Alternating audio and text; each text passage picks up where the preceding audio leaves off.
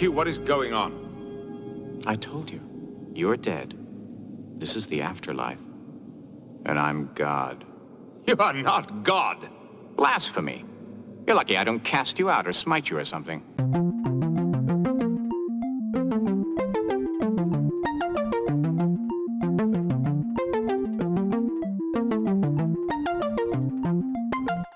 Hello everyone, welcome back to Fully Functional, a Teen G podcast. I'm Maggie, joined by Jeff and Dory. Yo. Jeff and I are veteran Trekkies, and Dory is a rookie Trekkie, and we are taking her on her first journey through Star Trek: The Next Generation. Today we're discussing the Season 6 episode, Tapestry. Original air date is February 13th, 1993. And as always, we'll take it to Dory for the recap. Okay, so this is basically a sliding doors situation, which is hilarious. Yeah. Okay, so we start out, everything's going crazy in sickbay. Mm-hmm. Dr. C is calling out orders. It's about to be busy. So then we have some people get transported directly into sickbay. I low-key laughed because of the tableau of them like arriving in like different levels and like poses and stuff. Mm-hmm. Like Worf is like holding Picard, Riker is like standing and shooting. There's two people like mid-level, they're like crouching, and then there's someone lying down partially, and it's like, this looks very posed. Yeah. And I don't hate it though. I'll allow it. Okay, so the Linnarians attacked outside of the conference room, and Picard is in cardiac arrest. I guess in the Enterprise, I don't know, they really don't say anything about really what happens past that. So there's a giant scorch mark on Picard's chest in his uniform, and he's got internal hemorrhaging. The bioregulators of his artificial heart has been fused. He's got liver and spleen damage. Not his spleen. By the way, that's continuity. They have actually referenced his artificial Oh yes, no, heart I before. remember. I remember. That was all the people in the red outfits. Mm-hmm. What caused this injury? Oh, it was caused by a compressed Terion beam.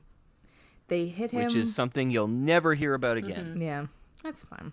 So, Dr. C's like in doctor mode, and they hit Picard with the cortical stimulators. Oh no, his respiratory system is shutting down. Levels in the isocortex are still falling. And then fade to white. And I just wrote, Picard is in Janet's Foyd from The Good Place. Good lighting also for Picard. And I wrote, correct me if I'm wrong, but I don't remember being told this was a Q episode. No, we so this deliberately was like, didn't tell you that. Yeah, so I was this like, is one of a couple of episodes involving Q in which Q is not in the name of the episode. Yes. Well, listen, I was on board. Mm-hmm. I just was like, is that Q? Why are they shaking hands? It was so weird. And Q goes, welcome to the afterlife, Jean-Luc. You're dead. Dun Cool. dun dun. Cut to opening. No. So Q's wearing these like cool silver robes. It's a good look for him. Mm-hmm. So Picard goes, Q, what is going on? And Q goes, I told you, you're dead. This is the afterlife, and I'm God. And Picard starts laughing. He's like, you're not God. And then Q goes, blasphemy. You're lucky I don't cast you out or smite you or something. So Q tells Picard he died 5 minutes ago. Also, this is blasphemy. He says, under the inept ministrations of Dr. Beverly Crusher. How dare you, sir? How dare you? So then Picard goes, no, I am not dead because I refuse to believe that the afterlife is run by you. The universe is not so badly designed. Yeah, I love that line. Yeah, there's a lot of actually pretty good lines in this episode. Q's like, oh, well, okay, here's your disappointed dad. And then, so I guess we learned that, like, Picard's dad did not want him to join Starfleet. like, wow, I guess the like bad vibes are really went down the Robert side. That was actually referenced in the episode with Robert. Well, I now get where Robert gets the bummer vibes from. Yeah. It's their dad. And once again, we see a Picard without a French accent at all. Okay, so I wrote Q's I wrote, this is so mean. So his dad, which I called Papa Picard, says, after all these years, even now you managed to disappoint me, Jean-Luc. I know we've actually been told his name, but I don't remember what it is. Because it wasn't that long ago we were told his parents' names. I think his mom's name is like Yvette or something along those lines, but I don't remember what his dad's name. I might be totally wrong with the mom's name, but I know we were told their names a little while ago. Still didn't spend the time trying to remember or look it up, but well, Fair enough. okay. So Q plays a chorus of all the people. Oh, okay. I was like, what am I talking about? So Q, he plays a chorus of voices of all the people Picard has quote unquote killed over the years, and more specifically died through his actions or inactions. So then Q goes, well, now that you've shuffled off the mortal coil, we're free to spend a little time together. And Picard says, a little time together? How much? And then Q says, eternity. Very menacingly. Yeah. And then I don't know if it's like the next line or like a couple lines down. Then Picard says, if I'm really dead, then my only regret is dying and finding you here. So fun fact, when Ronald D. Moore was coming up with the concept for this episode, he had a jokey title for it, which was a Q Carol, and he was going to go through a bunch of like Picard's mistakes over the years through Q. Oh God. Yeah. Oh, I guess this is Christmas Carol-esque. I love that my first thought wasn't even Christmas Carol. It was Sliding Doors. Oh, I was going to say it's A Wonderful Life. Oh, yeah. Yeah. Okay, that one too. Yeah. Oh, yeah. I think Sliding Doors is a little more accurate, I guess, because you see, like, you directly see. He gets like, to act out. Yeah. He gets to be part of the thing. Oh, and That's he doesn't fair. get to watch it around him. Yeah. I guess I should wait.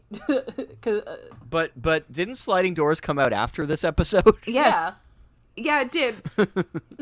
So what you're saying is Sliding Doors is a ripoff of TNG season 6 episode 15. Sure. Yeah. Great. Okay, so Q says Picard was killed by his artificial heart, and what happened to the original one? And then Q flashback in the void of Picard fighting two guys, which we learned that Nausicaans. Nausicaans. They literally said it 50 billion times in the episode. Not once did I write it out phonetically for myself because I was like, oh yeah, I'll remember. No. Don't worry, I'm pretty Nausicaans. much sure that you never really see them again in any like important capacity. Honestly, they are terrifying. Like, Yeah. They are, yeah. They also don't make a lot of sense, character but you know, whatever. We have seen them in a previous episode, though. Oh, they No, are this is the first time you see them on screen. They're Oh, mentioned really? in previous We episodes. haven't done though. that episode yet? Okay. No. Wow, spoilers. Yeah, sorry. So we watched the Picard fighting the two Nausicaans. Then he gets stabbed from behind. We knew all this already because I moderately paid attention in a previous episode. Look at me go. So it seems. Wait. Oh, it feels like not because like the guy who plays young Picard in that scene like does not have any resemblance to Picard for me. So I was Not like, we're even just watching remotely. some guy get stabbed. So I'm like, I don't feel that bad about it. I mean, no offense to that guy, but like, okay. Like that sucks, but like it's not Picard. To me, it doesn't feel like Picard. But anyways, also the hair is really alarming. I know that Patrick Stewart had hair at one point, Yeah. but seeing him but just the idea of him with hair is really weird to me. I don't know why. I've seen him in pictures with hair, and like it's still alarming. I think I just know him bald from everything like prior to this, the X-Men movies. So like to me he's bald. It just rocks your understanding of the world too much. Yeah. It's but Picard's hair is the equivalent of Riker being from Alaska. I understand it's true, but I don't believe it. Yeah. Okay, so Picard said he started the fight with an I already forgot how to pronounce Nausicaans. Nausicaan. Nausicaans. Oh boy, this could be a long episode. The Nausicaans, because he was young and cocky, and he took being stabbed for young arrogance and for Picard to grow up or something. And Picard is like, well, what did I write? Holy shit. Oh, okay. Never mind. I saw I started one sentence and it finished on the other page. And so the part on one page just says, Picard is like, if I wasn't such a bitch. And I was like, what? And then on the other page it says, and got into that fight, I wouldn't be alive. I would still be alive. Okay, that makes more sense. Q's like, his face is like, oh, really? Now cut to Picard being slapped in the face by a very upset lady. And then we turn and we see a ginger and a woman are clapping and laughing at him. And yeah, I wrote, we having a sliding door situation or what? Mm-hmm. So we meet his friends, Corey and Marta. They leave Picard in his room for like 1 second before Q comes back. And Picard's like, Q? And Q goes, that's Captain Q to you. Oh yeah, Q's in the uniform, with the red. Mm-hmm. He goes, that's Captain Q to you, young man. So Q tells Picard they've basically like low-key time traveled back to Picard being 21, and he's brash young man fresh out of the academy. And Picard looks at his reflection because I certainly don't look it. But Picard's like, no, like you see yourself, but everyone else sees you as like 21-year-old you. And then Picard is like, hey, yeah, what about time travel rules? Which I appreciated. That Picard's like, I can't do anything that changes the future because it could fuck other things up. Mm-hmm. And I appreciated that. Yeah. Oh yeah. What I was gonna say earlier is that it's quantum leap rules, where like the audience sees it as Patrick Stewart, but in the the characters see him as the young yeah, there was Picard. Definitely nothing weird about that we'll discuss later. Oh my god. Okay, so Picard, Q goes, spare me your egotistical musings on your pivotal role in history. Nothing you do here will cause the Federation to collapse or galaxies to explode. To be blunt, you're not that important. I'm like, wow. The shade. Yeah. The shade is unreal. So Q tells Picard he promises no one will get hurt. The only like one who's like possibly in line of damage is Picard and his peace of mind. And Picard is like very worried about making like decisions that will affect the future. And I'm like, girl, that's kind of what you're here for, aren't you? Yeah. To make decisions to change the future. Okay, well, we've got 2 days till Picard gets stabbed. So Q says this is basically the whole vibe. Q's like, you have that long to make whatever changes you wish. If you can avoid getting stabbed through the heart this time, which I do not. What the fuck did I write? Oh, I doubt. It's a you. Which I doubt, I will take you back to what you think of as the present, and you will go on with your life with a real heart. And it's like huge asterisks beside I will take you back to what you think of as the present. Mm-hmm. Okay. So Picard, then he goes, then I won't die. And then Q goes, of course you'll die. It will just be at a later time. And Picard says, what if I don't avoid the fight? What if I won't make the changes? Then Q says, then you die on the table and we spend eternity together. And then Picard goes, wonderful. But his facial expression is perfect. Mm. And then Q says, I'm glad you think so. And then Q asks why, they call Picard Johnny, which I've never seen someone who suited a nickname less. Yeah. And like, I love giving people nicknames in this show. I will not be calling Picard Johnny at any point. I hate it. It also seems weird, like, kind of like... Like, they tried to, like, anglicize his French name, which is, like... Jean-Luc is not hard to say. Yeah, it also seems weird for the future to, like... I mean, I know the thing is, like, they're supposed to be buddies or whatever, and it's supposed to be, like, way more casual or whatever, but, like... So call him, like, Luke or something. That's No, Yeah. I can't definitely picture him being a Luke as a nickname. I mean, Honestly, I less can't picture than him with a Johnny, nickname. Honestly, the same amount as Johnny. Picard is just someone who doesn't get a nickname Yeah. unless it's like something related to his last name by me. Yeah. Listen, I think Luke suits Picard just a sliver more than Johnny does. I think it's more. Okay, I'll take it. The sliver. Okay. Okay. Q asks why Picard was slapped, and Picard is like, oh, low-key double booked himself with women. And Q goes, I had no idea you were such a cat. I'm impressed. And then Picard realizes, oh, he's got a date this like exact moment. A lady named Penny is waiting for him. Okay, so now we cut to this bar. Yep. Which, like, half the episode takes place in this bar. And Which- we meet Penny. Sorry, Sorry, go ahead. Dory. I don't know if this is of interest to you or anyone in the audience, but the date is at, because they say like 1600, and like I know not everyone really can do like the military time conversion in their head, but that's 4:00, and that seems weird to me. Well, I mean, to have a date at 4:00 gotta drink in sometime. the afternoon. It's 5 o'clock somewhere in the galaxy. Listen, it's...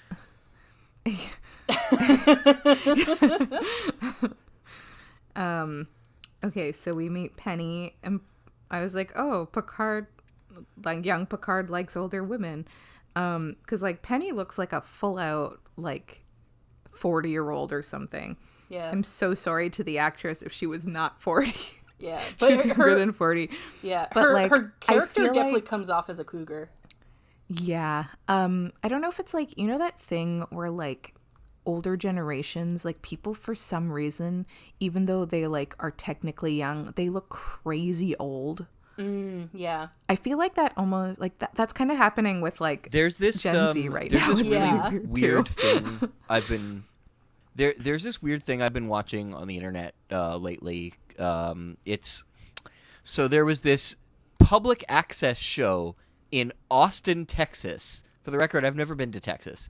That for some reason chunks of it got uploaded to the internet, and it's basically a call-in show in between like in between music videos that were like topical at the time. And the show had been going on for years, but for some reason for like 6 months they brought on this this young like alternative gothy chick to be the host of the call-in part of it. And she is just like she takes in all of these like gross sexual harassment comments and just throws them back in people's faces, and it's absolutely excellent. Anyway, I did a bit of Googling on it because I wanted to find out like what is the context of this show, why did it exist, like what did this person do and all that. And it turned out that because she appears to be like early 20s in it, she's 16 and there is just no clue of it. And I'm like, am I just incapable of like figuring out what a 16-year-old looks like anymore, or do some people just appear to be way older than they actually are? I mean, some people just appear to be older, but like, what era is this show from? Yeah. This was late 90s. I Yeah. feel like, yeah, that kind of falls in the thing of like there's different generations where people somehow just look way older than they are. I feel like millennials, we skip that. I feel like we're constantly being told that we look younger than we are, Yeah. which is like hair flip. Thank you. Yeah, dude, there's If anyone's I- curious, the strange public access show was called Raw Time. Dude, I look at pictures of my dad in the 70s, and he's like, I don't know, like 17 in those pictures, and he looks straight up like 32.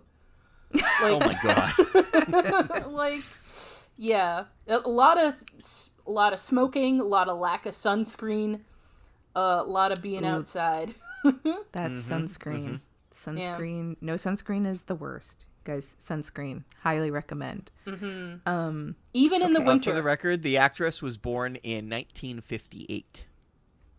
So that would have made her in Mid-30s. her mid-30s. Okay, so Wait, I'm no. only being... No, that would make her early 40s actually. Wait, so was I right? Yeah. Holy Wait, shit. no, okay. never mind. I'm fucking Jeff, you math. got to make a decision on No, this, sorry, on this it's- fucking it is- age. it Neither of us mid-30s. can do math. You have to do No, it. Yeah. sorry. It is mid 30s. She's like 35. Okay. Yeah. Okay, so I've only mildly offended her. Yeah. Well, she is a very handsome woman. Oh my god, please. Yeah. Oh my god. We haven't gotten to that part yet. Nope. Okay, so they lean in to kiss, but Picard like kind of stops it, and then he tells her that she's a handsome woman, and she's like, "That's what people say to old ladies," and Picard's like, "Well, I mean, you're not an old lady," but No, she hears that as you are a fucking old lady. I mean, he and- says it quite confidently. Yeah, he says, "You're certainly not an old lady." Yeah, but she hears that. Yeah, it's she gets upset. She throws a drink in his face and leaves. And I wrote in my notes, I don't think I would have really liked young Picard. No. I think I will stay with I almost said old Picard. He's not that old. I like we'll call him Captain Picard. That's weird. Oh, jeez. Anyways, okay. That actress died a So, few years ago. Oh no. Yeah, she oh wasn't even that god. old. I'm so She was 62. Jesus. Oh wow. Wow, rip, I guess. Yeah. Yeah. Oh boy.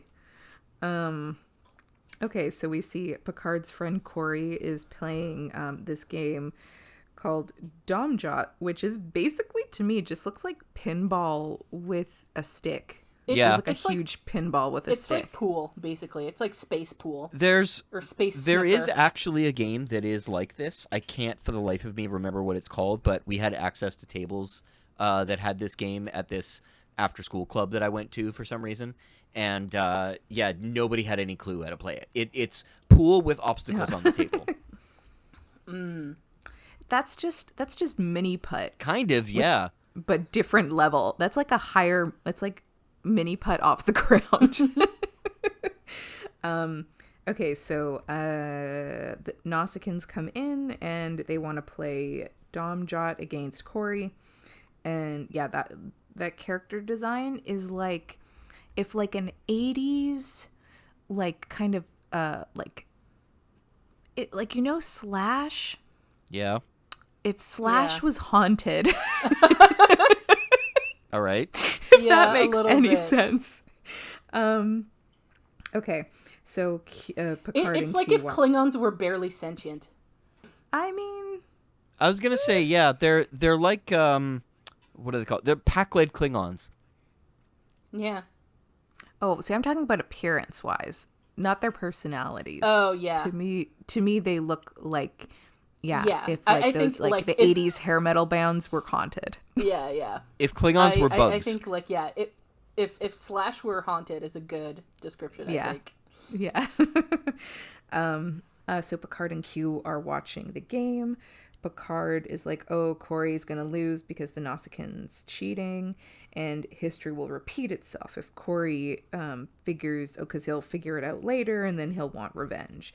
And then last time Picard helped his friend get revenge, and he rigged the table so that Corey would win in the rematch. So Picard says, the Nausicaan didn't take kindly to losing, nor his friends. They were outraged. They wanted a fight. I gave them one. And then Q says, that's a beautiful story. It gets you right here. Touches in the heart, doesn't it?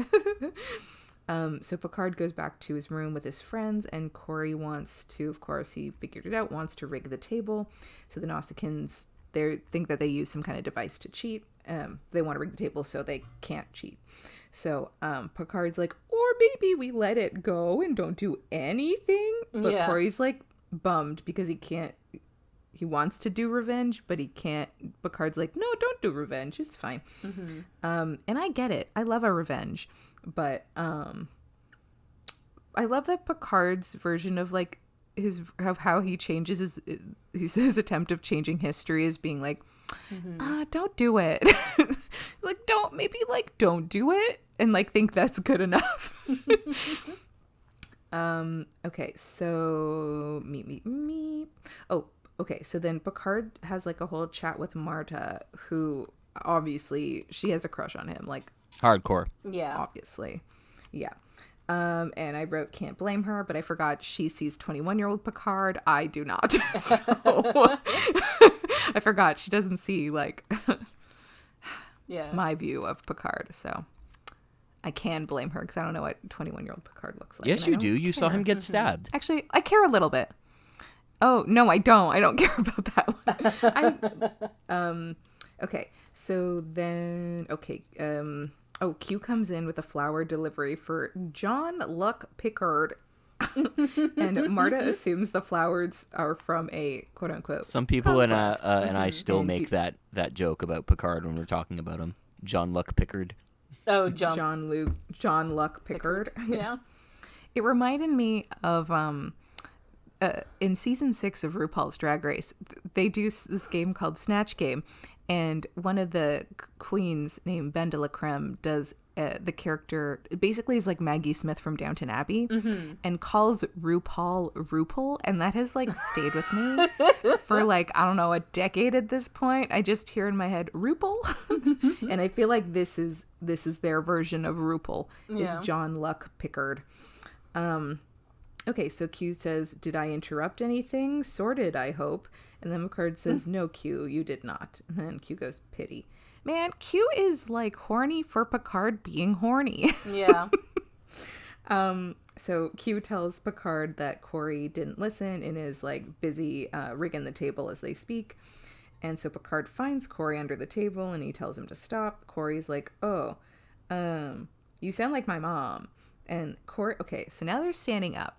Corey reaches for this tool that is like near Picard, and Picard grabs his arm and they just stare into each other's eyes. And of course, I yelled kiss. Yeah. And then they Like, did. Oh wait, Honestly, what? did you mention the balls line? No, I don't remember what the balls line is. It's so after when they're debriefing after. Wait, have we gotten to the Dom Jet game yet? Sorry, No, we my haven't. brain is all over the place. Oh, We have no. not. Okay, the initial one, right? Oh, yeah, we did the initial one. Okay, yeah. So after they're in the room and he's like complaining that the Nausicaans cheated or whatever, and he's like, must have had a device like in his belt, controlling his balls. Yeah, I do like that. The actor like really emphasized it for some reason. Yeah. Okay, so Corey asks Picard if he's going to hit him, but Picard's like, "No, worse. I'm gonna fucking tell on you." But not actually. He just like was like, "I'm gonna like tell them that like someone tampered with the table." So Picard then he goes to talk to Marta, and she's like, "Oh, you're serious now. I'm okay with it. Not like used to this, or like him in the uniform." Okay, also so random, but when they have like the uniforms open, it looked really weird to me. I don't know if it was like the color, but it just looked really bizarre. I don't know how to like place my finger on why it looked weird, but it looked so weird to me. I think it was the color, So, Dory, like that beige. these uniforms have a really weird history, but the short version of it is that the first Star Trek film that came out in 79, was it 77? 79?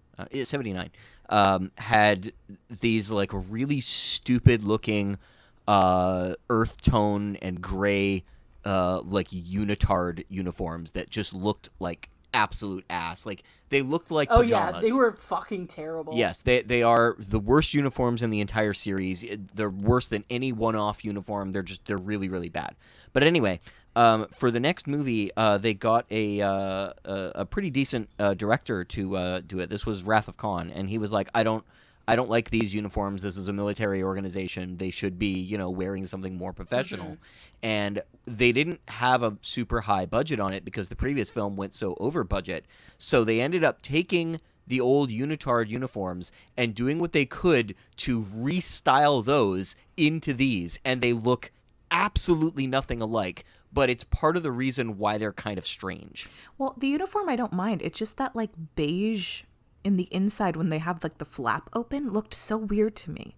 I feel like if it was white, the color it would've choices are looked, very strange. They're like, very if, 1982. I feel like if the flap like on the inside, that section, if it was like white or red, it wouldn't have bothered me at all. But because it was beige, it really threw me off. I did not like it. Okay, so oh yeah, she's not used to him in the officer's uniform. And I wrote, Picard, don't fucking kiss her. And then I'm like, all right, she is very, very cute, but like, try to restrain yourself. And then Marta, girl, she's like, oh, you ever thought about them getting together? And then he fucking gives, if he said this to me, I would have fucking passed away. He says, yes, I have actually. I've thought about it for a long time. And she goes, why didn't you ever say so? And he's like, I don't know. And at this moment, I really have no idea why not. And they just like stare into each other's eyes, and then they kiss. And they kiss. Holy shit. I was not expecting, like, in the past, Picard's kisses have been sort of like, I don't know, not this aggressive. I just was not expecting them to really go to town like this. Well, considering what it's implied they do immediately afterwards. Oh, they fuck. Yes. But like, I don't know. I just like he like, I don't know. It was a little jarring for me. The actress was 17. No. Yep. No. That makes it so much worse. It's very strange. Yeah. Oh, I hated this whole thing. I mean, obviously, when she, what do you call it? When she went for the job, she knew what she was going for and what she was getting into. So, like, That's still fucking wild. 17? it is very strange. It is very 1993. Yeah. Ugh, gross. Ugh. I really hated this whole thing. Yeah, It was I'm looking- really... Yeah. I'm looking at the scene again just to remind myself, and it at least doesn't seem like it was, like... It's not predatory. Yeah, it doesn't like- seem It's like really it was... not, no. It doesn't seem like it was Patrick Stewart's, like, idea to be aggressive with it. No. Like, No, it very much does seem like it's two young people who are into each other. But the fact that it just like is still like Patrick Stewart. Yeah. Yeah. This is like reverse big. Like, I have a comment on or just why, big.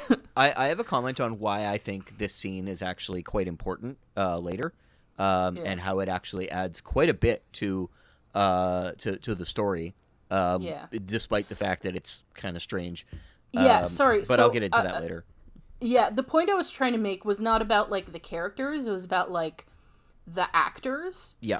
Because sometimes you can tell, like, when an actor is like, oh, you're being gross about this. This isn't part of the scene. Like, whatever. But watching this, it doesn't seem like he's, like, making it more aggressive than what it... No, like, they it just seem to seems be like, into it equally. No, Yeah, I think just the whole context, though, of, like, Patrick Stewart kissing a 17-year-old is just... it's weird. As, like, adult Patrick, it's weird. I get what, like, the point was, and I get, like, the significance and whatever, but it's really weird I'm to pretty me. sure that his current wife is actually younger than that actress is now.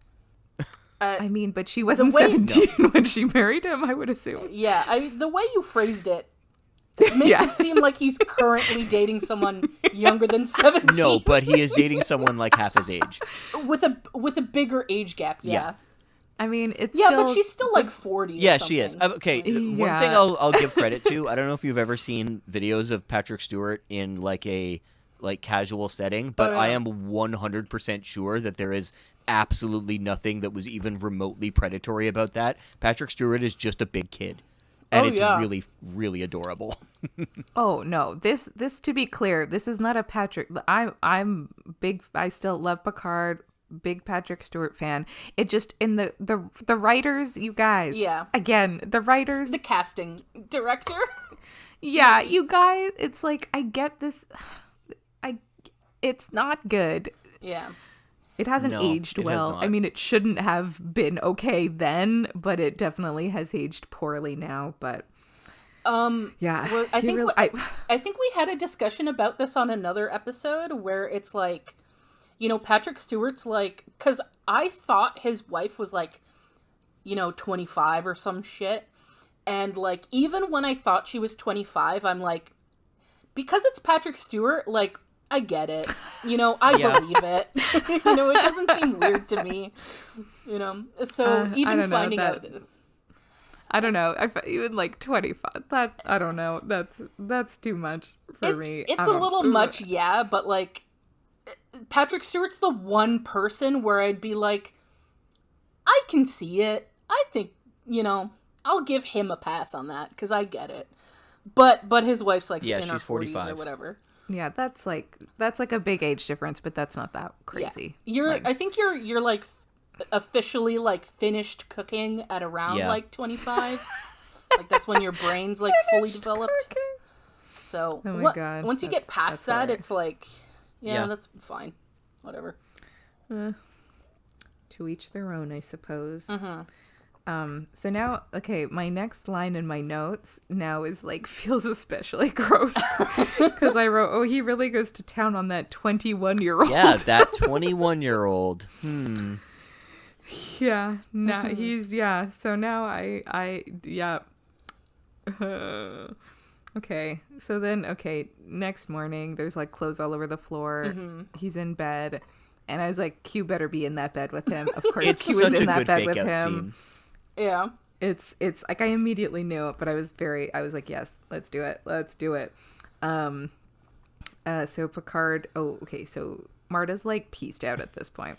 But then he later finds her in the bar and he kisses her on the forehead, which is like very cute, but very much like older guy thing. That's like a dad or grandpa thing to do. That's not a 21-year-old thing to do. But whatever, it's okay. He tells her like he doesn't regret anything that happened the night before and hopes she doesn't either. And she's like, yeah, not only did we fuck, but we fucked our friendship too. Because now she feels like that's basically their friendship just ruined. So she's like, oh, by the way, there's like a party later to celebrate before they all ship out tomorrow. I'm like, Jesus, this is fucking rough. She looks so sad and I feel so bad for her. So, also then, like, Q is just, like, sitting in the background, just, like, chomping on, like, some giant leaf thing, or celery. I really couldn't tell what it was. It was, my screen it was on my bok laptop. choy, actually, which was very strange. I'm like, why is he just chomping on bok choy? Interesting. Oh, okay. So then Q says, you've managed to get slapped by one woman, a drink thrown in your face by another, and alienate your two best friends. Doing pretty well so far. The only thing left to do is avoid getting stabbed through the heart. Okay. Yep. Yeah. Thanks, Q, for the recap. You know what? I think maybe they had him chewing on bok choy because I feel like in that era, like, your, like, average American person wouldn't really recognize bok choy, and it like looks. I mean, a lot of them wouldn't now either. But yeah, like I quote didn't unquote, recognize it it looks at all. exotic. So it's like, oh, space cabbage, or space whatever. food. Yeah. Honestly, I just thought he was eating a leaf at first. Space food from the I'm far like, that would- away planet of China. Yeah, Because to or me, California, like, that probably. It's like, to me, it wouldn't be that out of character for like Q to eat like a leaf or a bush or something like that. Oh, sorry, totally unrelated, but this just reminded me of a like interesting fact. China actually imports soybeans from America because California is like the world's largest grower of soybeans. Oh, wild. Yeah. Okay, so Picard, Corey, and Marta, they're sitting at a table in the bar together, three of them. It is very awkward. They're like, oh, okay, cheers to the class of 27, I guess, and with obviously empty glasses because they all clank around. So then the Nausicaans come in and challenge Corey to another game of Dom Jot. Picard is like, hard pass. But the Nausicaans call them cowards. And Corey's like, bitch. And Picard's like, oh, maybe go find someone else. Okay, thanks. The Nausicaans point to Marta and are like, oh, how about we play with her? I was like, how fucking dare you? Yeah. And Corey stands up to fight them, but Picard just like takes him out. Picard like knocks him over a table. Not unconscious, just like knocks him down. And the Nausicaans walk away. Corey is fucking pissed and tells Picard that like, oh, you're not my friend. Like he's not acting like his friend, so like he's not his friend. So Picard, and I just wrote, oh, Picard was gonna hurt his heart one way or another. Aww. This time. It's emotional. And Q's like, you did it. Good job. And so then we go to what Q said, the quote-unquote present. And Picard is in a blue uniform, and Worf calls him Mr. Picard. He is a lieutenant junior grade assistant astrophysics officer. And the captain is someone named Thomas Holloway. I don't know if that person's ever been mentioned before. His name wasn't familiar They haven't. to me, They were but toying with the idea of name-dropping Jellicoe instead, though. Eddie Jelly. Yep. But they did not. Okay, so Picard goes to sickbay and finds Q with a German accent. And Q's like, look, you've like made your changes in your youth, so this is where you ended up. You're just another nerd on this ship. Yeah. So Picard goes to 10 forward and sees Riker and Troy sitting at a table, and he goes over to them. He's like, I want to talk about my future. And Riker's like, Jean-Luc, is it? It's like, oh boy, this hurts my heart. Yeah. And it's really, I don't like seeing Picard in the blue outfit. It was really jarring. I'm so Yeah. used to seeing the red that the blue was weird to me. I also just don't Okay. think it's not the best color on Patrick Stewart. It's the not, red no. hits. The red looks good on him. Mm-hmm. So Picard asks for an evaluation as an officer, and they're like, oh, well, maybe like wait till evaluation time. He's like, no, please now. Right now. Like roast me in 10 forward right now. So Troy's like, oh, well, your like performance reviews have been good. And then she goes, you're thorough, dedicated. And then Riker goes, steady, reliable, punctual. There's like such a pause. So Picard is like, oh, okay, I would like to talk about doing shit that could lead to command. Yeah. You know, maybe something in security or engineering. And Riker fucking shuts him down and he's like, I don't think that's realistic. I was like, oh, that is rough. So Picard is like, I know I can do more. And Troy's like, well, you like your vibe is you always have like lofty goals but never do what's necessary to attain them. And Riker agrees that like if you want to get ahead, you have to take chances, make mistakes, and get messy. Which is also what Miss Frizzle says. Yeah. So I like Sorry, that I Riker's didn't on the clock same that page up. as Miss Frizzle. Yeah.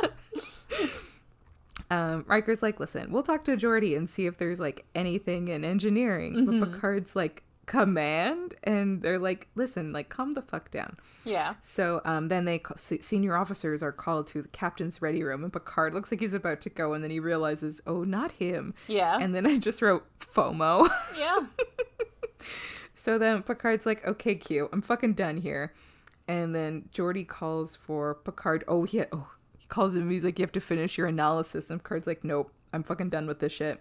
So he's pissed off, and he goes into the turbo lift, and then the doors open back to Janet's void with Q in his like pretty robe. And Picard's like, this is not me.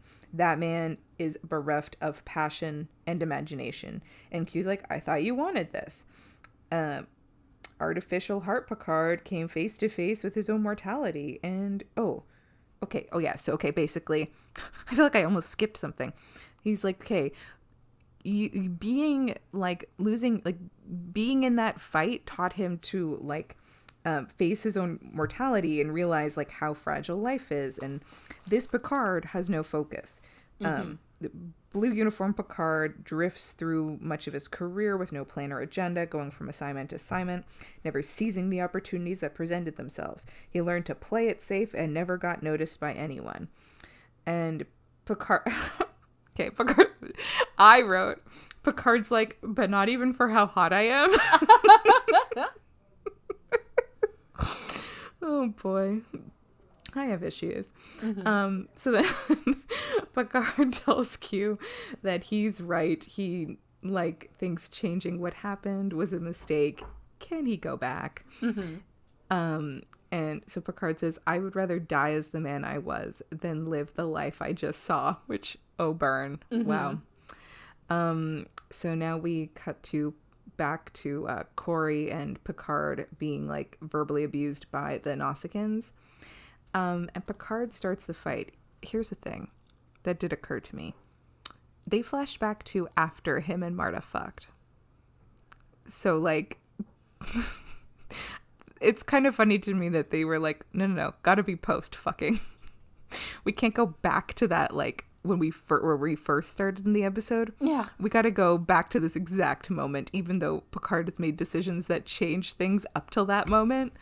Well, I don't yeah, know. we don't know. Like, also it implies, like, the episode implies that, like, we don't really know if this was really Q or if it was just Picard, like, Or a That's dream. right, Yeah, we don't yeah. know.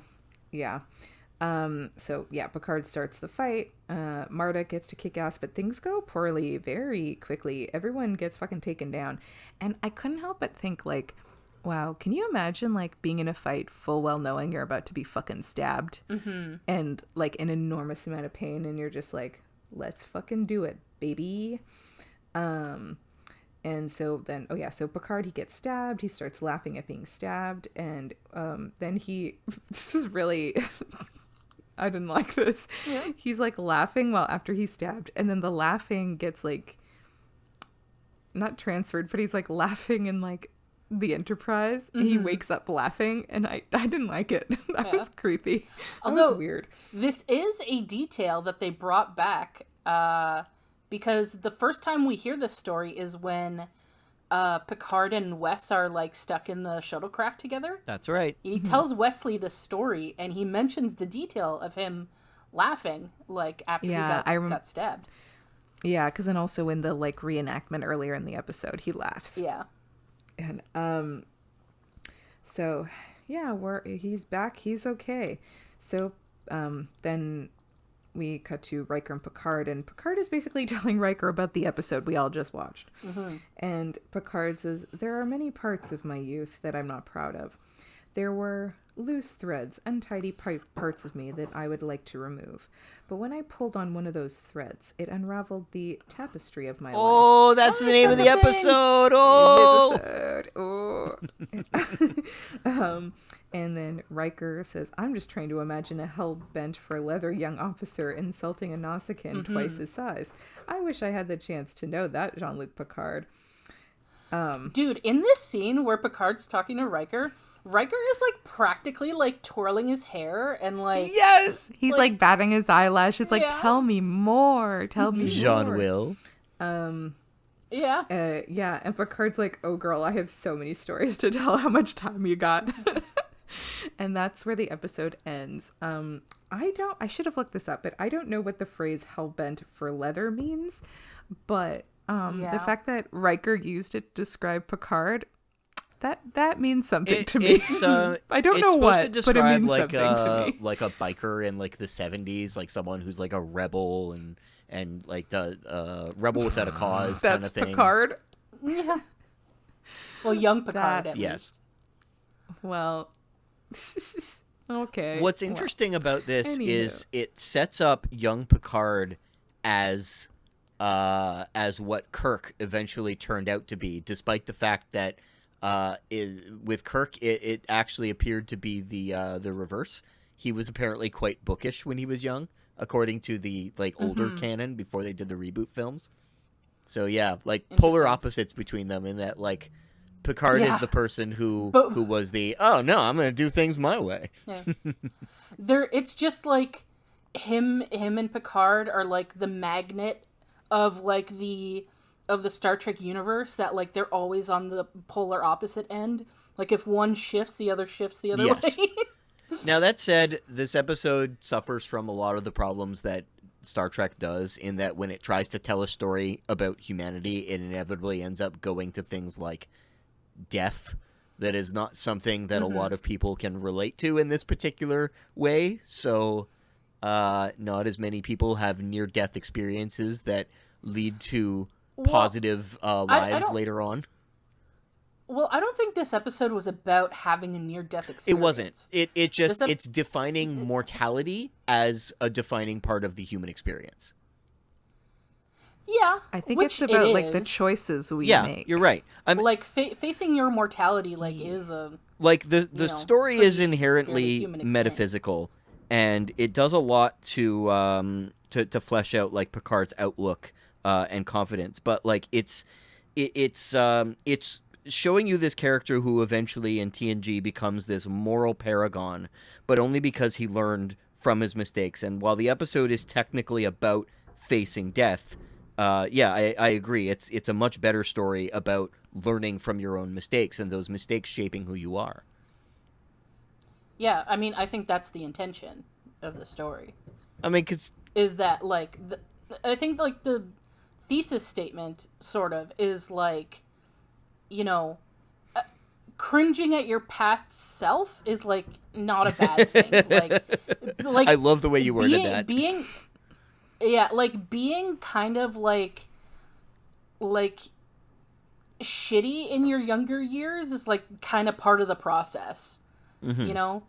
It's just, like, you know, if you're kind of like, oh, I was a dick, or oh, that was cringe, or like, oh, I was really arrogant, or whatever, like, that's just kind of part of growing up, and it's part of, like, what makes you what you are. And it's like, those things you hated in your youth are the things that you, like, as you grow, you mold into, well, hopefully, you mold into a, you know, into more positive attributes.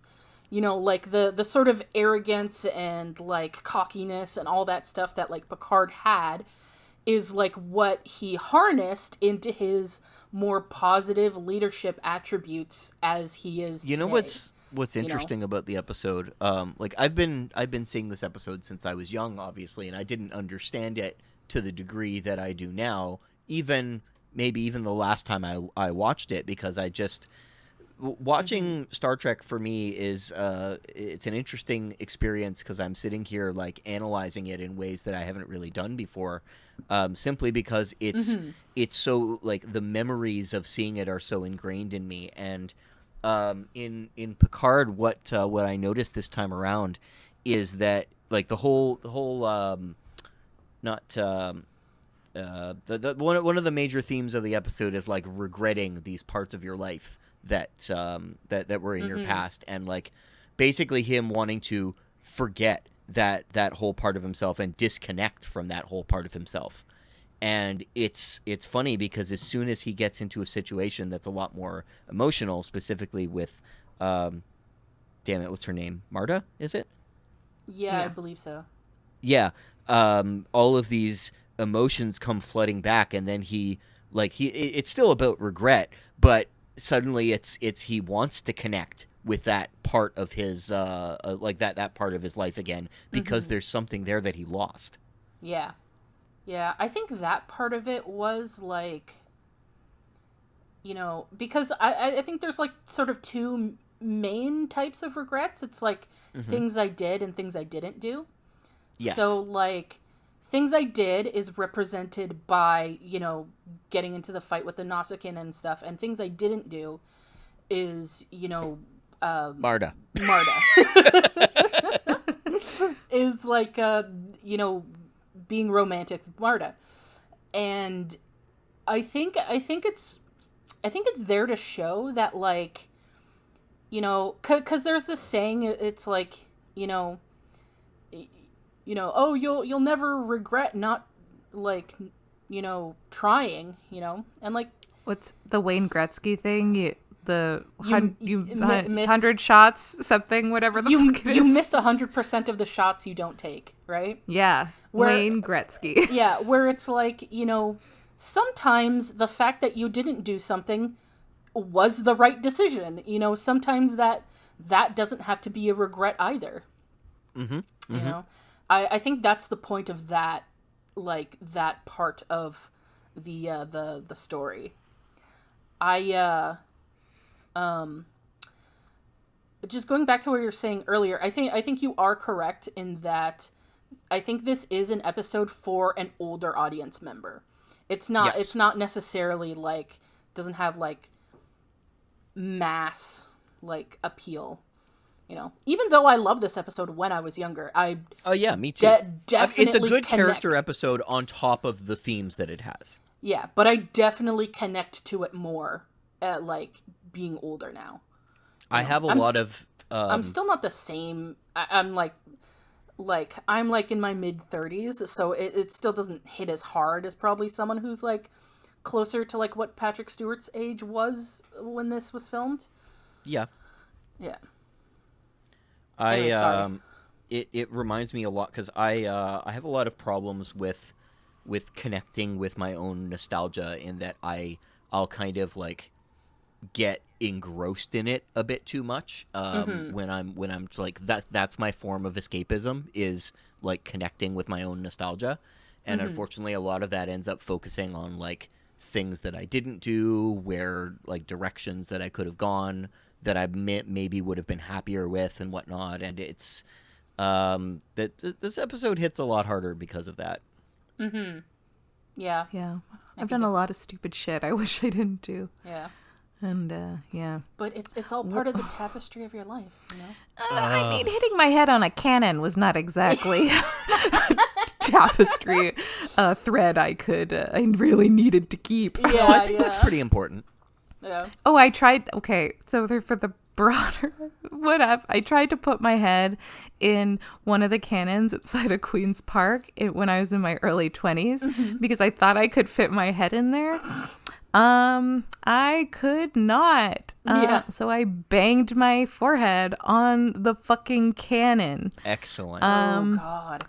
Yeah. It hurt like a fucking bitch.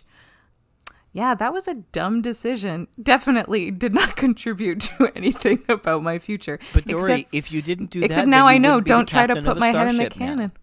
That's true. Yeah. And I also now know, don't try to put your head in a cannon. Yeah. So I guess I did learn something. Yeah. Congratulations. Yeah, for all the cannons I've come across since then. Yeah. It's like, yeah. And I think because I want to touch on another thing, because like the point of this episode is like, even the shitty parts of your past, like they make up who you are. So like, you don't have to live your life regretting that stuff.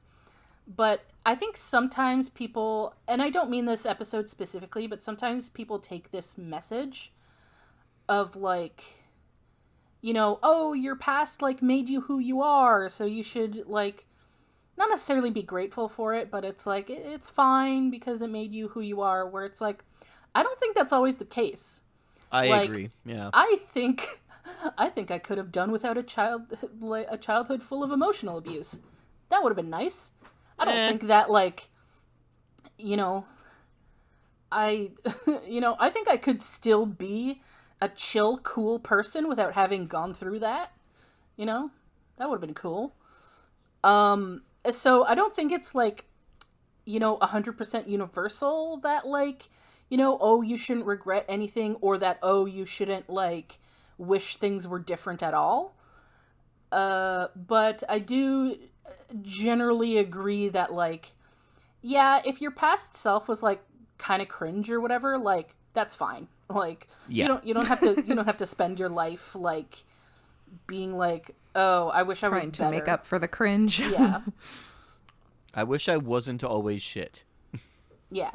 Like, and that's the thing. It's like, I like, What is it? like I think, not I don't an know excuse, but like I grew up, in an emotionally abusive household and a conservative household, and I had very shitty opinions and worldviews, and I think it wouldn't have been even though I've learned a lot from that, and I feel like I've progressed a lot, and like my opinions are vastly different now, and my worldview is vastly different now. I feel like I know a lot more.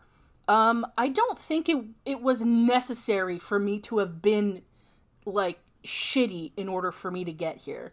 Like, I'm not gonna defend, my past worldview as being like, oh, it's just part of the process or whatever. Like, I think no, like it would have been nice if I wasn't, that kind of a shitty person, like back when I was younger. Mm-hmm.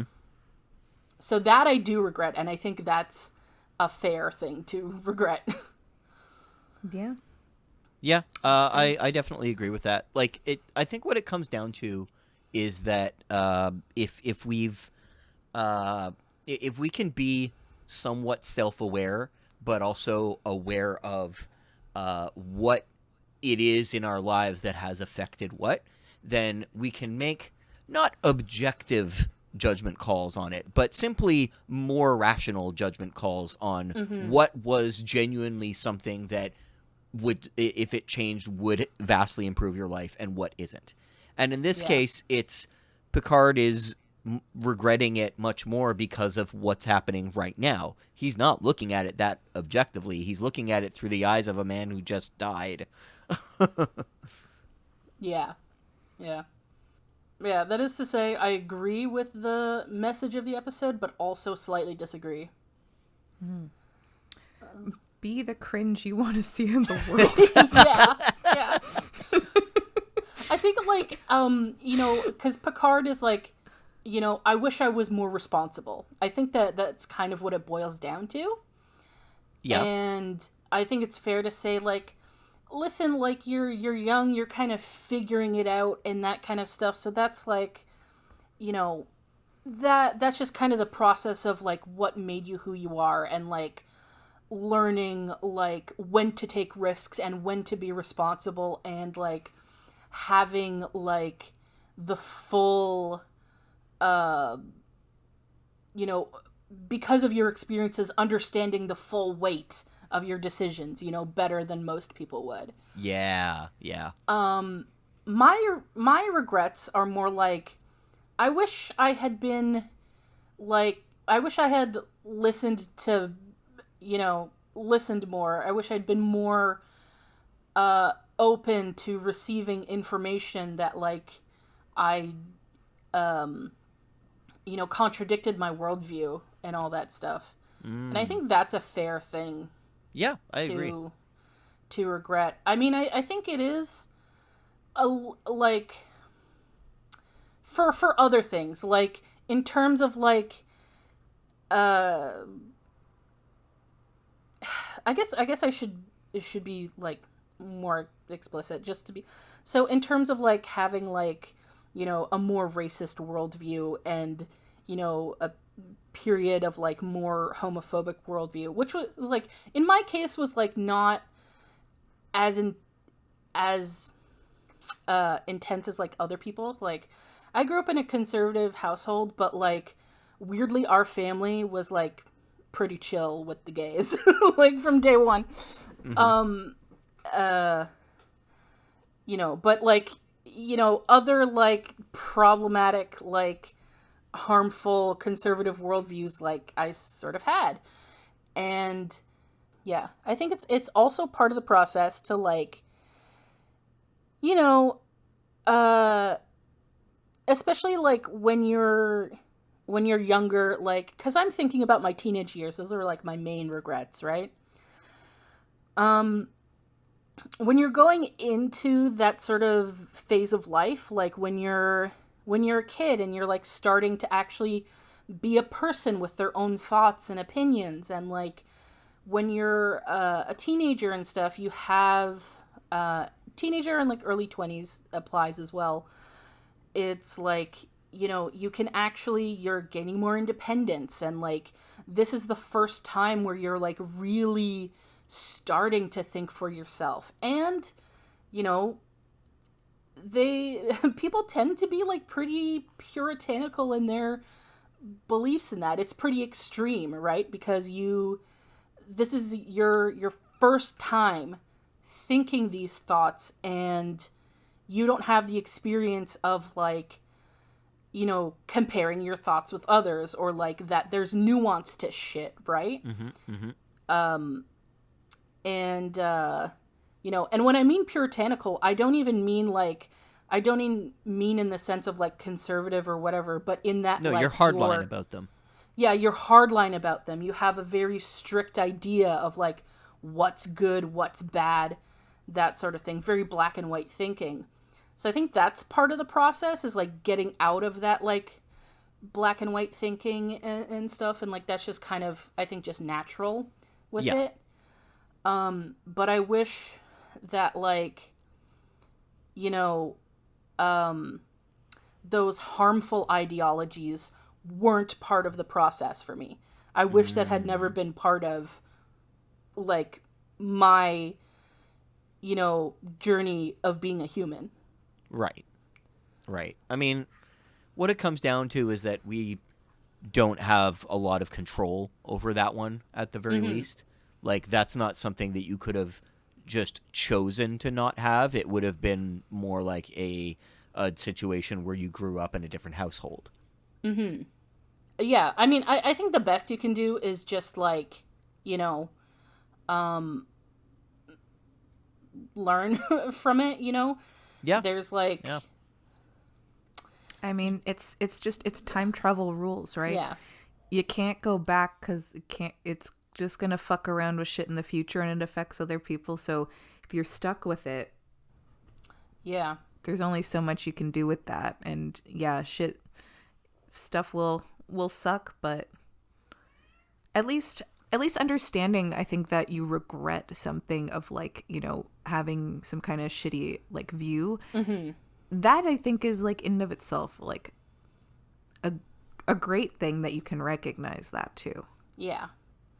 I think my point is more, like, it's taken me a while to find it. I think my point is that I don't think the certain things should be excused as just, like, I definitely, did harm to other people, in terms of, like, how I treated them and all that stuff.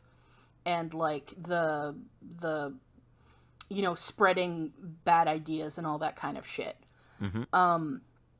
So, there were mitigating circumstances, but I don't excuse it as just, like, I was young and stupid. Like, I was those things. Yeah, I don't know. I don't know how to particularly articulate it. I think there's certain things that you can just dismiss as, like, it's just kind of part of the process of being a person. You're kind of going to be shitty sometimes, and you're going to learn from that, and that's fine. But there are other things where it's like, yeah, I'm glad you're better now, but that was still shitty. And you can't just be like, oh, it's fine that happened. It's not fine, I think there's levels of it, but yeah, like, there's a lot of shitty things that I did when I was younger too, and, like, I look at those and I think that, like, somebody isn't obligated to forgive me for them. Somebody isn't obligated to tell me, well, you're actually, like, you're better now, so it's okay. Like, I'm allowed to think those things about myself, and I'm allowed to say, look, I'm responsible for fucking up. But the people that I hurt do not owe me anything. Yeah. And I think it's a different story too, because I think we talk about this a lot nowadays too, is like, you have to prove that you're better, Yes. You can't just, you can't just be like, oh, that was back then, and it's like, whatever, but and so it's fine, because it was a long time ago, and you were younger, and didn't know as much. Yeah. But it's like, if you've demonstrated that you're better, that you understand things better and stuff, like, I think that's good. I like to think I have, that's not for me to decide. But that's what I try to do, at least, is just, like, be better. Yeah, I don't know. I think I, like, kind of gotten off the point of this episode. Probably, yeah. Yeah, but I just wanted to, I don't know, I felt it was necessary to, like, sort of bring up the, like, flip side of it, is, like, you don't have to regret these things. And then I wanted to bring up the counterpoint of, like, I think there are a few things you should regret. To regret. Yeah, I think there's a few things to regret. Like, it's not universal that it's like, oh, everything, leads you to be the person you are today, so it's cool. This is another one of those situations where I kind of got, like, I just got an idea in my head, and my mouth kept going. Listen, we're basically therapy adjacent at this point. So all good. All good. All right. Yeah. And like we get it. I mean, I've never done a single bad thing to anyone in my entire life, but you know, I couldn't even get through that. Yeah. No, we all do shitty things. Yeah. Does anyone have anything You else? live in, Sorry, you go live ahead. and you learn. Yeah. No, just you live and you learn. That's all I can say for my own experiences. Yeah. Yeah, so is there anything anything else anyone wants to bring up about the episode? Like, is there more background stuff or anything, Jeff? Yeah, but I mean, given everything that we've been talking about, I'm not sure that it really fits, but I can toss it in there and we can see if anybody's interested. So I'm interested. well, okay, so this episode is, as I mentioned, it's a culmination of a couple of ideas, and the main one was this a Q Carol thing. And the thing about it was that some of the ideas that were proposed for it came from a real long time ago. Specifically, Picard like going into a white light and like finding Q there and whatnot. That entire concept came from somewhere, and they didn't have a clue where it was, but they wrote it into it, and they're like, okay, well, we asked the only person on staff that we think it might have come from, and nobody seems to remember. So they wrote it, they put out the episode, and then somebody called in and was like, whoa, guys, I wrote that part of the story. Oh, my God. And, yeah, they remembered then. It was a guy who submitted a spec script about Picard, you know, going into a white light and finding Q there, and there being, like, kind of a duel of minds, so to speak, in there. And, yeah, they ended up being, like, profusely apologetic towards him and paid him for his contribution, which is not something that you get in a lot of stolen idea stories in Hollywood. Usually you get the company deciding to countersue someone, and a lot of bullshit following that. Wow, that's crazy. Yeah. Other than that, the Q Carroll story was shot down by Michael Piller, who said, "Look, this story doesn't have any focus. Like, it's just a bunch of scenes of Picard when he was younger. It's not really doing anything. Pick one of them and expand on that, and maybe you can turn that into a story." And Ronald D. Moore is extremely happy with it. This is the episode that he's the most proud of doing for TNG, and I mean, it shows. Clearly, there was a lot of thought put into it. I can't say there's anything about it that I think is flat out a mistake. No. I think the episode is fantastic as is. That just goes to show why it is one of the most revered episodes of the series. So there we are. Yeah. I mean, I could have gone without him fucking Marta, but I get, I get what the like they Was were it Marta going or for Q? of. Yeah. Pardon? Was it Marta or Q? Oh my God. Listen, I feel like, I mean, okay. I get what they were going for with that of like, oh, he's taking the chance here Yeah. of doing something that he didn't get to do previously. But like that didn't change anything for the story. Like literally nothing would have changed if they didn't sleep together. Yeah. So I could have done with that. Like I like this episode, but I still think that like that was a wild choice. I also don't know if I necessarily agree that just because Picard didn't get stabbed through the heart that he would have just ended up as an assistant astrophysicist. Yeah. I Because mean, like he just makes one change there that I mean, it's don't a know, 45-minute story. You've got to you've got Yeah, to pick your battles. You can't be like, you know, if I had gone through this entire different course at the academy, maybe my whole life would have been different. You Yeah. gotta hone in on like singular aspects. I know, of course. Yeah. Yeah. I don't disagree with that. I feel like this, like, I don't agree that, like, this is what would have happened if, like, Yeah. if Picard would have ended up in this position just because he made that one change. Because he didn't get stabbed in the heart. Yeah, I think I personally don't think I don't think the episode is, I mean, they are, but I think what they're trying to do is like, not that, like, that one specific event, if he just hadn't gotten stabbed, like, would have changed the course of his life. It's more about, like, his attitude and his demeanor and the way he acted when he was younger. And that incident was just, like, the perfect representation of all of that.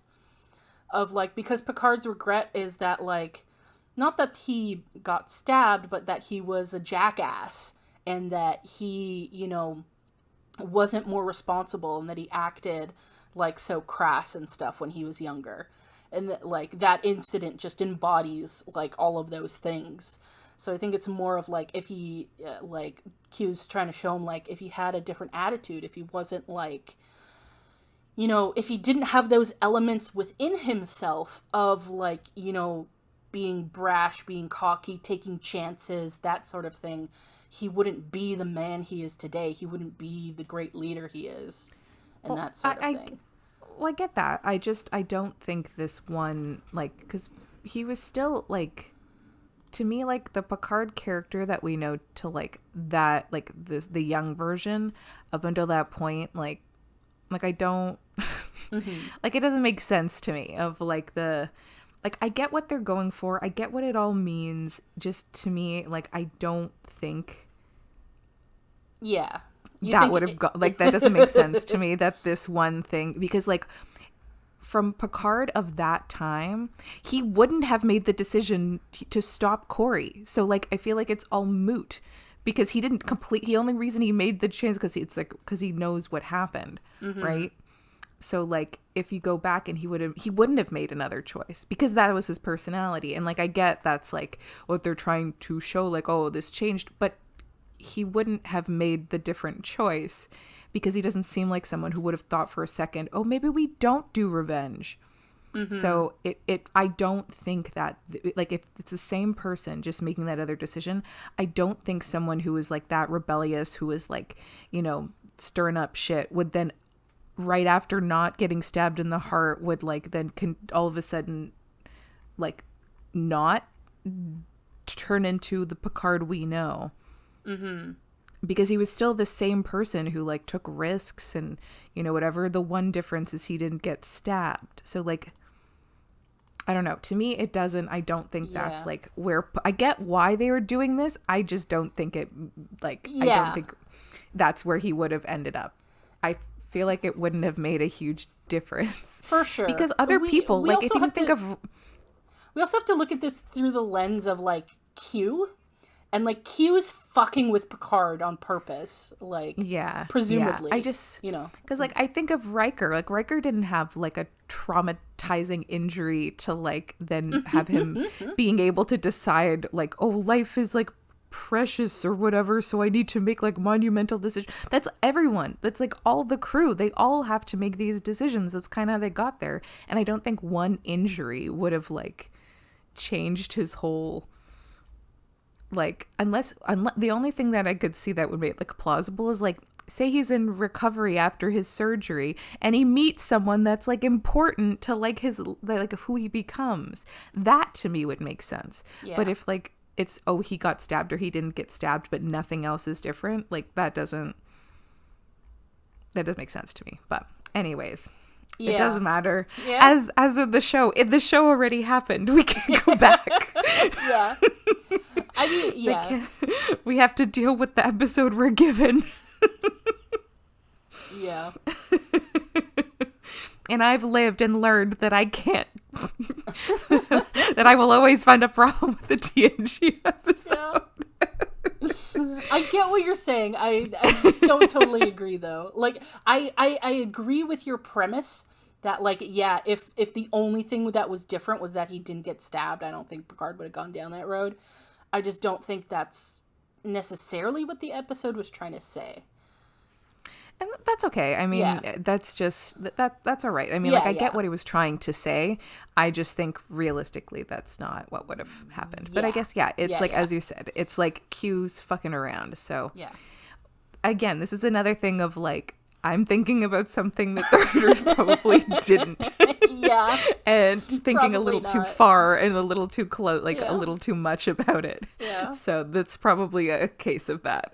I think what the intention probably is not that Picard goes back in time and changes the past with all the knowledge that he has now. It's that Picard goes back in time, relives it, connects with it, and tries to, I mean, like, the way that he's behaving is obviously as modern Picard, but that's not what is actually happening. He's just changing that one thing. And how does that affect the direction that he continues to go in life? What does that young Picard think if he doesn't make the decision to get in that fight? Mm-hmm. Well, yeah, that's what that's like Yeah. what I was saying, that yeah, this one decision to me is not, I get Yeah, that's and- the focus, that's the thing, but it doesn't make Yeah, and then we're So- also sense getting to me into long-term. like time travel fuckery, which is like, oh, but if he knew he was gonna do this, then there's that change, and then blah blah. Like, Yeah. I saw an interview with this, I saw like on TikTok for like a second interview with an actress, and they were asking her, it was like Io Debris, and they were like, oh, what would you say to your younger self? And she's like, it was something on the lines of her being like, oh no, I know time travel rules, I wouldn't say anything, I wouldn't talk to her, I wouldn't like her, or whatever. I was like, oh my god, that is the best answer a celebrity has ever given to a question ever. yeah, that's amazing. Yeah, I saw that clip was going around, but I didn't actually watch it, so I didn't know what she said. But that's a great answer. Listen, time travel rules are fucking real, guys. Yeah. Don't do it. Don't time travel. Mm-hmm. That's the moral of our episode. Yeah. Don't time travel. Yeah, I think. Yeah, don't time travel. Oh, one of the funniest. So, any of you guys remember the movie? I think it's called Looper. It's with Joseph Yeah, I do. Gordon-Levitt and Yeah, and where Bruce they want Willis. us to believe that Joseph Gordon-Levitt is a younger Bruce Willis. Yeah. Like, in what universe? Yeah. Like, In I the mean, Looper they- universe. I mean, they're they- both cinematic universe. they're both great actors Yeah. separate, but they do not that is I mean, they tried with the prosthetic nose, but like whatever. they tried. Yeah. They Emphasis that was on try. tried. Yeah. It was a good movie though. Still, I enjoyed that movie. But the reason I bring it up is because they have like this great scene in the movie where they're sitting at like a diner or whatever, and like Joseph Gordon-Levitt is like asking like Bruce Willis how this all works and stuff, and he's like, listen, buddy, we could like go back and forth all day about like fucking like, you know, the consequences and the tech and whatever, but like it doesn't fucking matter, right? I just thought, and I just think it's a really great bit of the movie because it's like it's great for the characters, and it's also telling the audience of like, listen, we're not going to explain this. Don't worry about it. Just fucking, like, don't think about it. Yeah, we're trying to tell a story. We're not trying to create a universe. Yeah. They're telling us time travel rules, not time travel rules. Yeah. That was pretty good. I like that. Thank you. Thank you. That's funny. All right. I think this episode's getting long, so I think it's fair to Yeah. move on to favorite moments and lines. Yes. Listen, basically like everything with Q and Picard. Though there's a lot of good moments with them. I like. God, I think I read all like the lines that like I really liked from the episode during my recap, so I won't read them again because there was a lot. But yeah, honestly, this was like a nice surprise seeing Q in this, and this is, I think, like one of my like a higher up Q episode for me. Yeah. I enjoyed Q a lot in this. Although, okay, this is like so random, but every time Q is on screen, I kept staring at his mouth because his mouth barely moves. Yeah. Like, that doesn't bother me or anything. It's just something I noticed that like the actor will have his mouth open like a little bit, but it like barely moves when he talks. It's like borderline ventriloquism in a way. But this isn't a bad thing. This is just an observation. But Yeah. yes, I like this. I enjoyed Q and Picard. Yeah. Some people are just like moments. that. They just don't really move their Yeah. mouth a lot when they move. Yeah, and then When they talk, not move. Yeah. And I also really liked the last scene of Picard just, recapping the whole episode for Riker. And Riker being like, like a pink lady or a T-bird, and being like, tell me more, tell me more. Yeah. And he's just like, ooh, you fought a Nausicaan? Like Jonathan Frakes, like the look on his face is just like he's so delighted, and he's like, He's giddy. yeah, he's It's like they giddy, should have and put he's like made his cheeks all pink or something, Yeah. and like sparkles in his eyes or something. and like the way it comes off to me is like maybe just biased because we have that bit about like Riker being in love with Picard. Jean-Will. Yeah, the way it's played, it doesn't come off of like, oh, it's like, oh, how funny to see your your very serious captain, and like him telling you about his like that he was actually like this like super cocky like Captain Kirk type of dude before, right?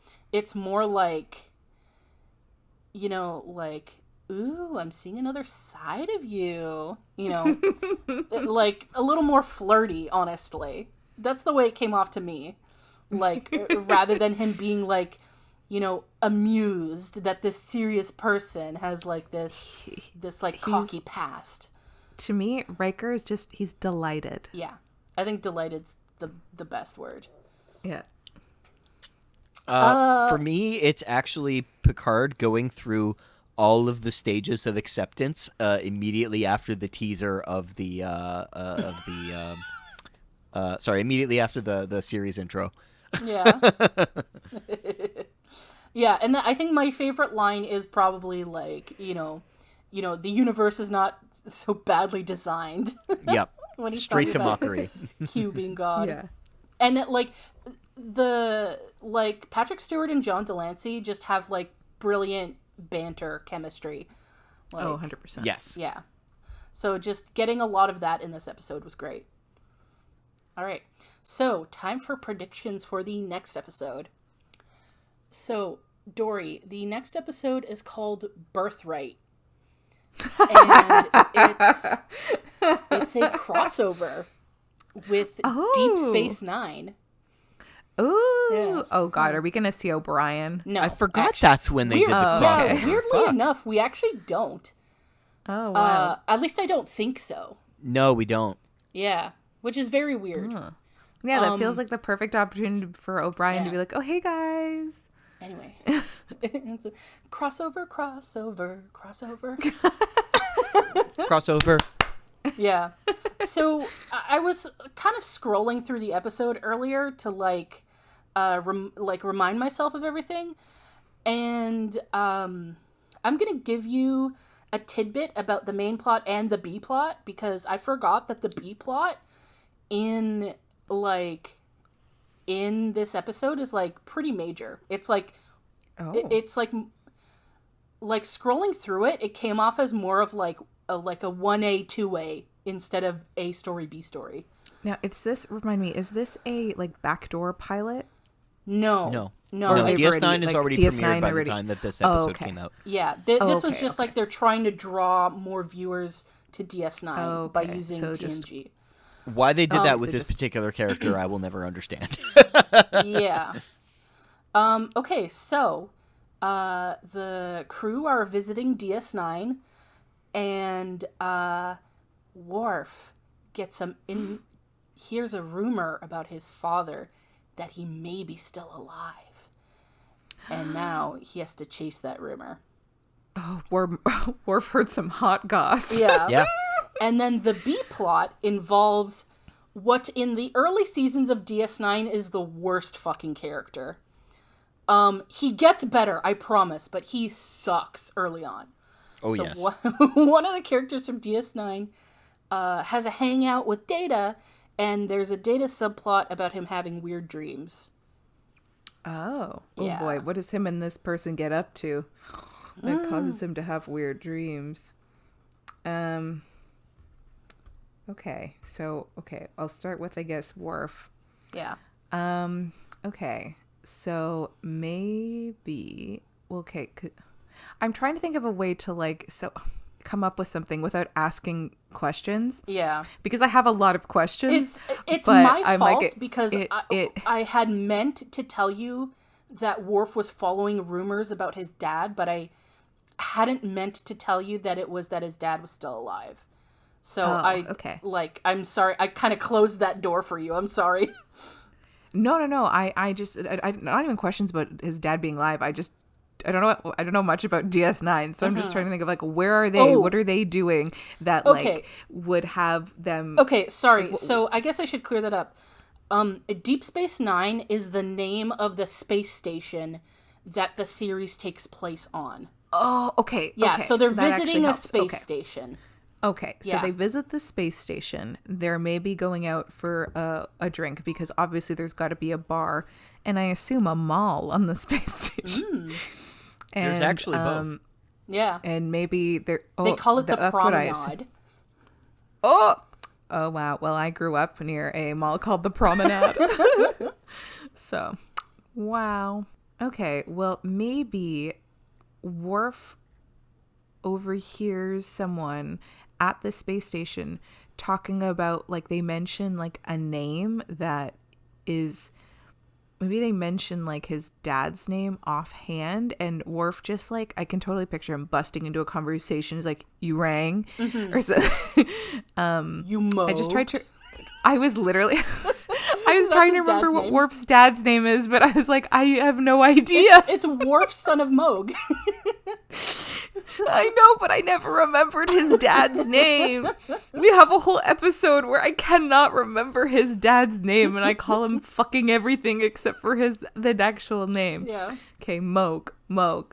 Okay, so someone mentions Moog in passing, and he just like busts in. He's like, "What?" Yeah. And and he's like, "Yeah, well, we heard like tell us more. What's the deal?" And then they're like, "Oh, well, we went by this planet and we had to get maybe they know him. Maybe it's other Klingons on this, because the Klingons can like hang out or whatever.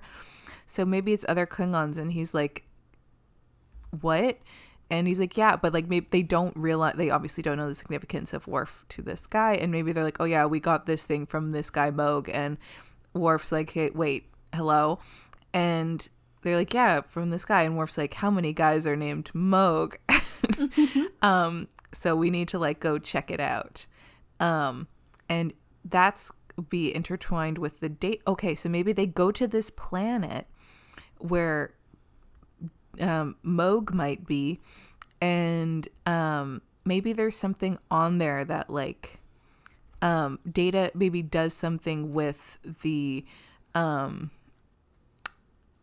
don't know, whoever this character is, something happens that like makes a big impression on him, and that's what's causing the dreams. But maybe I think it's from something that happened on the planet. Yeah.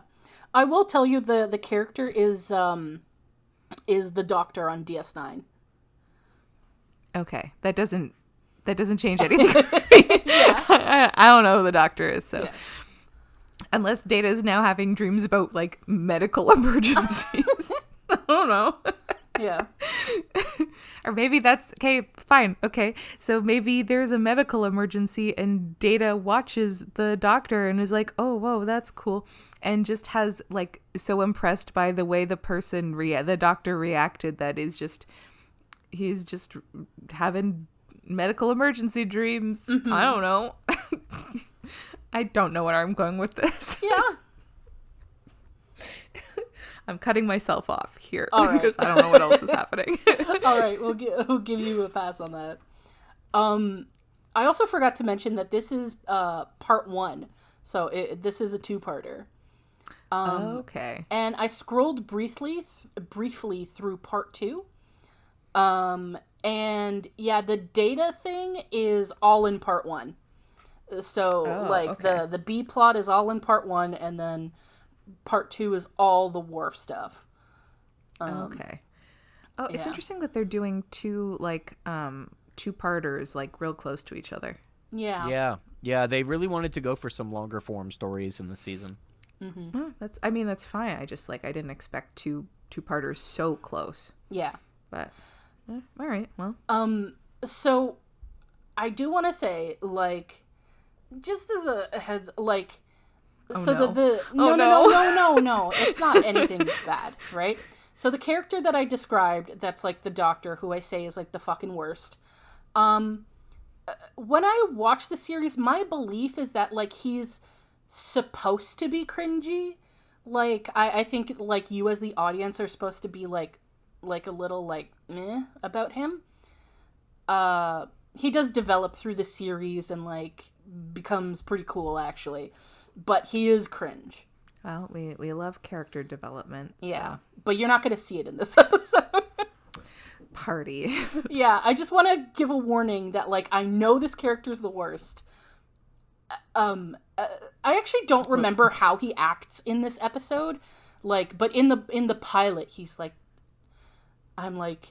Well, we'll see where he ranks on my dirtbag list. Yeah. Or like He's not my enemies list. Yeah. He's not a dirtbag. He's just like he's Well, listen, cringe. Some would say He's some an would say over Bruce isn't enthusiastic, annoying man. Yeah. Listen, some people would say that Bruce isn't a dirtbag, but I say Bruce sucks. Who's Bruce again? Bruce is the guy who tried to like take Data. Oh, Maddox. Yeah, Bruce Maddox. Yes, that's right. So, yeah, no, he's nothing like Bruce Maddox. He's like yeah, so evil is in the eye of the person who looks at it. Yeah. I don't know. Yeah. I don't And, know like- where I don't know where I was going with that. Yeah, and just to out myself, I guess, is like I actually had a crush on this character. Like when he starts to get good, not like, when he first comes on the scene. I didn't know that. Oh, you didn't know? No. That I had a crush. never I told guess me it that. doesn't matter if I tell you his name, but you didn't know I had a crush on Bashir? No, not a clue. No. Huh. Yeah. Well, that's something I'll mercilessly not mock you about for the rest of your life. Yeah.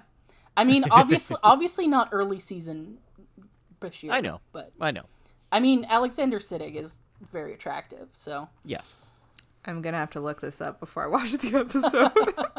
I need to know what this person looks like. yeah, Look up his full name too, because holy shit, it's a long one. Okay, what's Yeah. his name?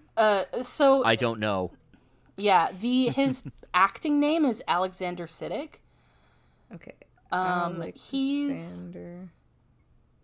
He's that- English, like by nationality, but I think ethnically he's this Indian. guy. Yeah. Yeah, Oh you my would have seen him in some things gosh. that you watch for sure. Okay, yeah. I know this guy. Mm-hmm. Oh, wild. Okay, I Yeah, didn't know he was on his Star full name Trek. is very long. Oh, Party. I don't know what I've seen him in recently, but I definitely recognize this Yeah. guy. Wild. Okay, Party. I also cannot wait for us to do DS9 because his character and another character, like their whole thing that they have together, I just really want you to see it. And I really want to talk about it. Anyway, that's enough teasing for DS9. If you want to see if Dory's correct about her predictions about the other stuff, watch along with us and join us for the next episode of Fully Functional, a TNG podcast. Goodbye.